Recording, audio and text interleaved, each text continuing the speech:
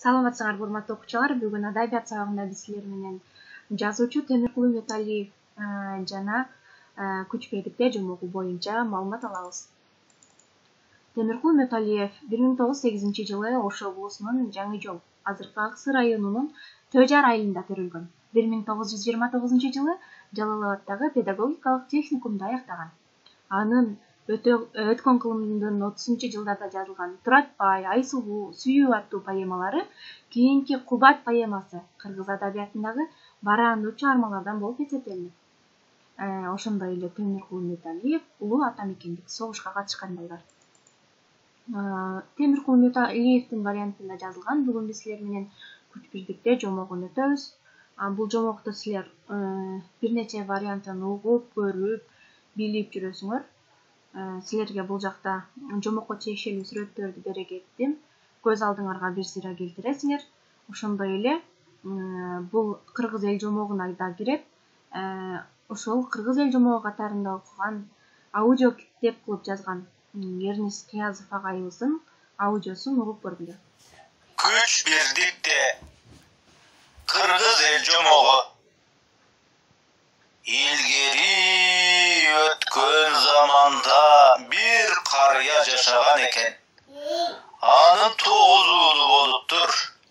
Алар атасынын айтканын укпай, кандай кааласа ошондой бири-бирине жаман мамиле кылышчу экен. Улуусу кичүүсүн уруп, кичүүсү улуусун урматтабай жүрүшчү экен. Акылдуу карыянын балдарынын мындай начар чыкканына аябай эл күлүшчү. Бир күнү карыя 9 чырпык алып келип балдарына: балдарым, силердин күчүңөрдү сынап көрөйүн. Бул 9 чырпыкты тобу менен кармап сындырып көргүлөчү, дейт. Балдарынын ар бири сындыруу үчүн аракет кылса дагы майнап чыкпайт. Баары чарчаган соң атасы чырпыктан бирден берген кезде оңой эле сындырып салышат. Карыя балдарын астына отургузуп: "Мына көрдүңөрбү? Мен силердин келечегиңерден абдан корком.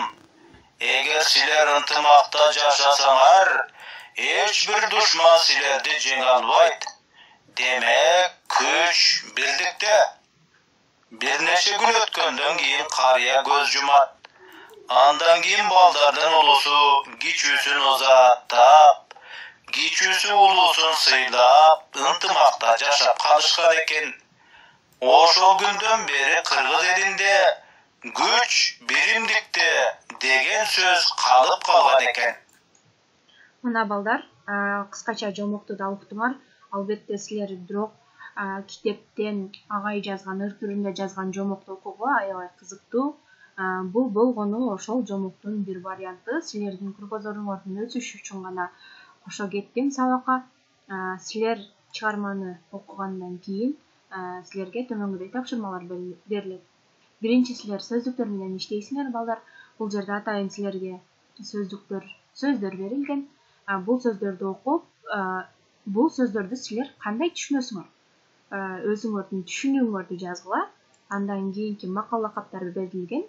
Макал лакаптар: бөлүнгөндү бөрү жейт, ырыс алты ынтымак, ынтымагың болбосо алдыңдан таяр алтын так. Анан эл менен сен бийиксиң, элсиз жерде кийиксиң деп жазган Арыстанбек акындын санат насыяттары берилген. Албетте бунун баарын силер эсиңерге сактап алгыла, силерге керек болот. Анан суроолор жана тапшырмалар берилген. Биринчи, биримдик, ынтымак, күч бирдикте деген сөздөрдүн маанисин чечмелегиле. 9 уул 9 жакты карап кетишине ким айыптуу? Мында атасынын күнөөсү жокпу деген суроого жооп бересиңер. Ынтымаксыздыктын белгилери кайсы? Ынтымактуулуктун белгилери кайсы? Ушулар боюнча дагы жаза кеткиле. Ата балдары үчүн кандай тарбиялык иш-аракет жүргүздү? Андан кийин ырдын аяк жагындагы атанын сөздөрүн жаттап алсаңар дагы болот, балдар. Ушул тапшырмалар боюнча иштегиле. Кийинки сабактарда силер менен жолукканга чейин сак саламатта тургула.